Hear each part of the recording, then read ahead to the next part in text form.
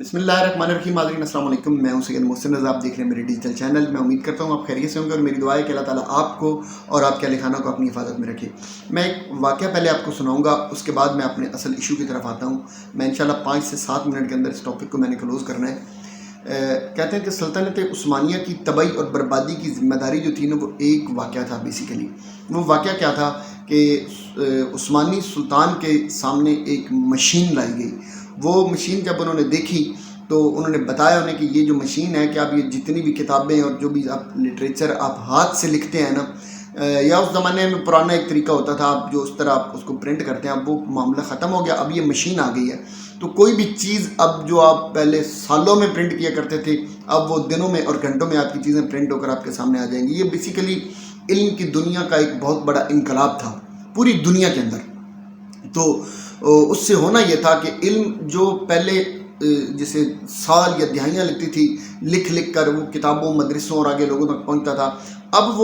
وہی کتابیں جو تھیں وہ سینکڑوں ہزاروں کی تعداد میں آپ اس پرنٹنگ مشین کے ذریعے آپ منٹوں میں اور دنوں میں پرنٹ کر سکتے تھے, گھنٹوں میں پرنٹ کر سکتے تھے. تو جب وہ مشین آئی تو ویسے تو انتظامیہ میں بڑی خوشی منائی گئی, لیکن وہ خبر جب علماء تک پہنچی, اس وقت کے علماء تک, تو ان علماء نے اس مشین کے اوپر فتویٰ جاری کر دیا. اب یہ مطلب ہے جب کوئی قوم زوال کی طرف جاتی ہے نا, تو آپ یہ یقین کریں, آپ بے شک یہ پوری تاریخ اٹھا کر دیکھ لیں کہ زوال کی جو سب سے بڑی وجہ ہوتی ہے نا, وہ جہالت ہوتی ہے. جیسے ہی جہالت کسی قوم کے اوپر اپنا سایہ کر لیتی ہے تو اس کے بعد وہ قوم اگر وہ کوئی آسمان کی بلندیوں کو بھی چھو رہا ہے نا, تو یقین کرے جہالت وہ چیز ہے جو آپ کو زمین بوس کر کے رکھ دیتی ہے. اور اگر کسی قوم نے اوپر جانا ہوتا ہے تو اگر اوپر جانے کے لیے جو بیسک اصول ہوتا ہے یا بنیادی چیز ہوتی ہے وہ علم کی روشنی اور علم کا نور ہی ہوتا ہے. تو اس وقت حالت یہ تھی کہ اس وقت کے علماء جو تھے انہوں نے یہ فتویٰ جاری کیا کہ یہ مشین جو ہے یہ بیسیکلی شیطانی چرخہ ہے اور اس سے جو بھی چیز پرنٹ کی جائے گی وہ حرام ہوگی. یہ پریشر اتنا زیادہ ہوا کہ میں ایک سلطنت عثمانیہ کی ایک چیز بتا دوں, یہ وہ وقت تھا جب سلطنت عثمانیہ پوری دنیا کے اندر بطور سپر پاور مانی جاتی تھی. یعنی مسلمان سپر پاور تھے اس وقت. 1923 تک ہم سپر پاور رہے. جیسے آج امریکہ کو آپ کہتے ہیں کہ یہ ورلڈ سپر پاور ہے, جیسے کبھی رشیا سپر پاور ہوا کرتا تھا, برطانیہ سپر پاور ہوا کرتا تھا, بالکل اسی طرح 1923 کے اندر مسلمان اور سلطنت عثمانیہ دنیا کی سپر پاور تھی.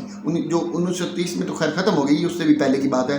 تو جب وہ مشین سپر پاور کے حکمرانوں کے سامنے آئی تو علماء نے احتجاج شروع کر دیا, اور اتنا سخت قسم کا احتجاج ہوا کہ اس وقت کی سپر پاور کا عثمانی سلطان مجبور ہو گیا اس مشین کو واپس کرنے میں مطلب آپ سمجھیں کہ اسے ختم کرنے کے لیے ایلیمینیٹ کر دیا گیا. اور وہ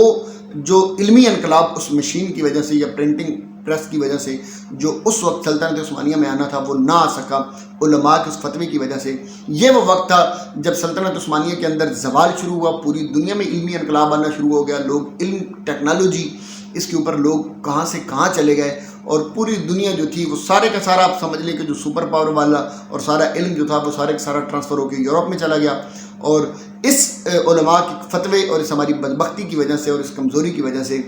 امت مسلمہ جو تھی وہ پیچھے رہ گئی اور جہالت ان پر آ گئی, اور ہمارا جو سپر پاور تھی وہ بھی ختم ہو گئی, اور پوری دنیا کے اندر ہم ذلیل اور رسوا ہو گئے. تو ہماری بطور امت زوال کی اور ہماری ضلالت کی جو وجہ تھی وہ ایک فتویٰ تھا. جس وقت ہمیں علم کی ضرورت تھی, جس وقت ہمیں ان چیزوں کی ضرورت تھی, اس وقت ان چیزوں پر فتوے دیے جا رہے تھے. ایک اور مجھے چھوٹا سا ایک واقعہ یاد آ رہا ہے, اب چونکہ میرے پاس وہ پوری دلیل نہیں ہے. کہتے ہیں کہ کوئی شام کا ایک شخص تھا, وہ کسی ائمہ اطہار میں سے کسی کے پاس آیا اور اس نے کہا کہ اگر جسم کے کپڑوں کے اوپر اگر خون لگ جائے تو کیا نماز ہو جاتی ہے. تو مطلب یہ فتویٰ پوچھنے کے لیے آیا. تو آپ جلال میں بیٹھے تھے, آپ کو بڑا اس ٹائم آپ کو تکلیف ہوئی, اور آپ نے کہا یہ وہ لوگ ہیں جن کے ہاتھوں پر امام حسین کا خون لگا ہوا ہے, اور یہ فتوے جاری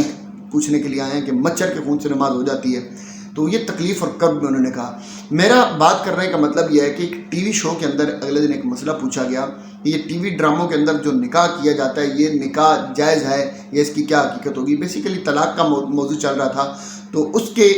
اکارڈنگلی وہ چونکہ ضمناً وہ سوال آ گیا. اہل تشیعہ اور اناف اور اہل حدیث کے اندر طلاق کے معاملے پر چونکہ ایک آپ کو پتہ ہے ایک اختلاف پایا جاتا ہے, اسی ضمن میں انہوں نے یہ سوال کیا بطور دلیل. ایک اہل تشیعہ اور عالم دین نے یہ سوال کیا کہ ٹی وی ڈراموں کے اندر جو نکاح کیا جاتا ہے کیا وہ جائز ہوگا اور اس کی کیا حقیقت ہوگی، تو وہ اناف کے جو علماء تھے انہوں نے کہا جی بالکل وہ نکاح ہو جائے گا، وہ نکاح جائز ہوگی۔ یہ پھر اتنا وائرل ہوا کہ اب پوری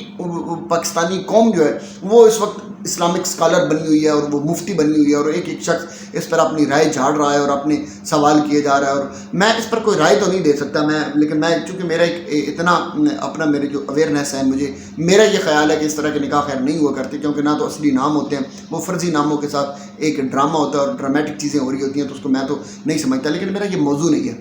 موضوع میرا یہ ہے کہ یہ اس وقت ہمارے علماء کا حال ہے، یہ صورتحال ہمارے علماء کی ہے۔ مطلب یہ وہ وقت تھا کہ جب علماء کو قوم کی رہنمائی کرنی چاہیے تھی، جب انہیں چاہیے تھا کہ قوم کو بتاتے کہ اس وقت ایز ہول آپ ایک خسارے میں ہو، آپ کی اخلاقیات تباہ ہو چکی ہیں، آپ کی اکانومی تباہ ہو چکی ہے، آپ سے علم چھین دیا گیا ہے، آپ سے شعور چھین دیا گیا، آپ جہالت کے گہرے سے گہرے گڑھے میں پڑے ہوئے ہو۔ علماء کی ذمہ داری یہ تھی کہ قوم کی اخلاقیات درست کرتے، قوم کو علم فراہم کرتے، قوم کو شعور فراہم کرتے، سیاسی شعور دیتے۔ اسلام ایک مکمل ضابطۂ حیات ہے نا، ہر زندگی کے ہر پہلو میں اسلام ہمیں گائیڈ لائن دیتا ہے۔ تو ہمارے موضوعات یہ کیوں نہیں ہوتے اس وقت کہ یہ جو بچوں کے ریپ کیے جاتے ہیں اس پر ہماری علماء کی کیا رائے ہے، بچیوں کے ریپ کیے جاتے ہیں اس پر ہمارے علماء کی کیا رائے ہے، چوری ڈکیتی ہو رہی ہے اس پر ہمارے علماء کی کیا رائے ہے، ہماری قوم کی تربیت کس طرح کرنی چاہیے، پتنگیں اڑا کر لوگوں کے گلے کاٹے جا رہے ہیں اس پر ہمارے علماء کی رائے کیا ہو